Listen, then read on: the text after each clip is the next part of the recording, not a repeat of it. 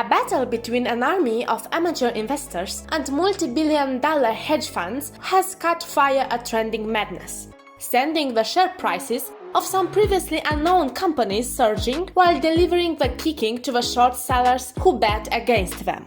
What in the world is happening to GameStop and Wall Street right now? Hi everyone! You've probably been hearing about this the past couple of days. Here's how a bunch of amateur investors made rich hedge funds lose billions of dollars. Hit the like button and subscribe to be part of a self-made nation. How do you push a stock up to 140% in a few hours and 1,800% in a month, turning a once crashing stock of a maybe still crashing company into one of the market's biggest winners? Well, you should ask the subreddit Wall Street Bets. But first, what is GameStop? GameStop is a video game retailer. Like most stores that still sell products in person, it has had a hard time lately as video game sales have moved online and as the COVID-19 pandemic keeps people away from stores.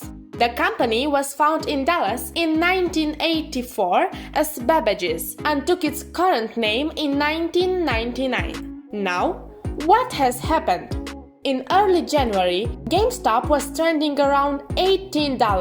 Last week, it had reached $364.15. This mania started when a popular Reddit forum called Wall Street Bets began writing about some of the most shorted, meaning betting the price would fall, retail stocks. Wall Street Bets publicly hedged a plan of the forum to buy and hold GameStop stock, and GameStop call options in order to drive the price up so high it would create a short squeeze. A short squeeze is when a price jumps so high that the short sellers are forced to buy back the stock to close out their position. The 6 million subscribers to the Wall Street Bets subreddit have long had market-moving power, and members have been pushing GameStop as a stock to invest in for almost 2 years.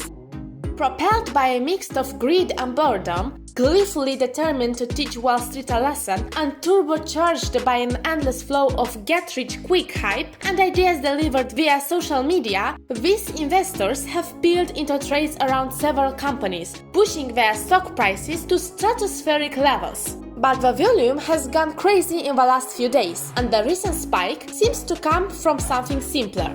The Wall Street Bets investors just deciding to do it. A few enterprising investors decided to try to punish those who were shorting the then still cheap stock because what you always need on the internet is an enemy. That initial enemy was Andrew Left of Citron Research, who was a loud and large bettor against GameStop. Institutional investors, including the $13 billion hedge fund Melvin Capital, saw an opportunity to make profit from betting against GameStop's share price or short selling, squeezing them and forcing them to buy more shares to cover their short position as the price went up, which then by itself would drive the price up, became a goal for Wall Street Bets members. That worked, which got other people on board, which made those first investors look like geniuses, which made more people pay attention. Round and round things went. Many Reddit posts suggested that this was a way to punish hedge funds that were seeking profit from companies' troubles. Other users were apparently more interested in making money as GameStop's share price soared. Some funds got involved too, hoping to profit from the momentum as the price rose rapidly. Tesla CEO Elon Musk, the world's wealthiest person who has also publicly battled short sellers, tweeted out Tuesday, GameStonk. GameStonk is a reference to GameStop and to stonk, internet slang for stock. And speculation is growing that other investors are seeing fresh opportunities to push the stock even higher. Game Pete, a 16-year-old high school student in Wisconsin who said he made $750 off GameStop stock, said the campaign felt like vindication for himself and fellow young traders. It's a good opportunity to make money and stick it to the hedge funds, he said.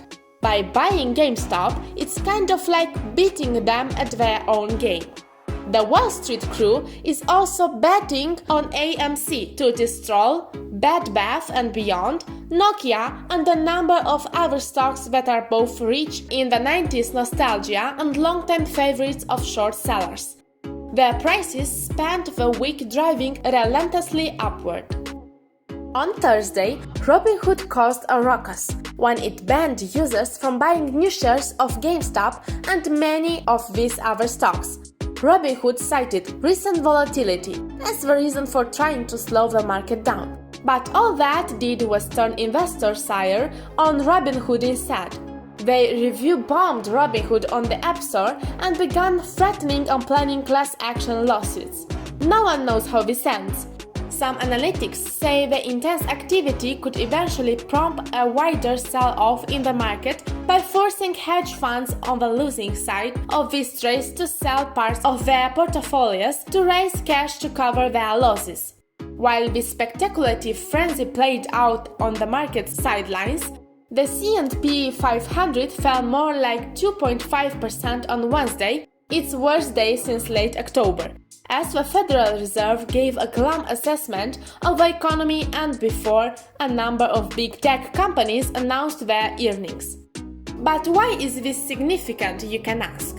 Almost since the internet was created, investors, traders, and speculators have gathered online to swap rumors, judge their holdings, and trash stocks they're shorting. Battles between investors that have different views on a company's value are common, but this is perhaps the first time that ordinary investors have had the glut to cause a large fund such hefty losses. It's important to note, however, that some ordinary investors are likely to lose substantial sums when GameStop's price comes down, as it has already begun to do. GameStop's tumultuous stock market journey demonstrates the power that coordinating via social media can have, and it may cause short sellers to think again about betting against a company they think is in decline. History suggests that no stock can go up forever, and over time, stock prices generally reflect the expected future earnings of corporations, but long shorts can go on for extended periods if the players have enough resources to risk. One short seller that got burned has already announced a wholesale shift in approach. Citron Research has said it will now focus on investing in companies with potential to grow rather than betting against those it thinks have major problems. Other funds have cut their short positions too. It's important to remember that Wall Street is a data machine. Wall Street will use data from every avenue it can to try to make predictions about what is going to happen next in the market. They hoover up data to feed their models in order to make valuation decisions, and in order to arrive at what is the best, most accurate price of something. Institutional investors, including hedge funds, will have to increasingly do their research into sentiment expressed online in forums like Reddit and factor this into some of their decisions. Thank you for watching. I hope you take advantage of every opportunity as soon as possible. Don't forget to hit the like button and subscribe to be part of a self-made nation.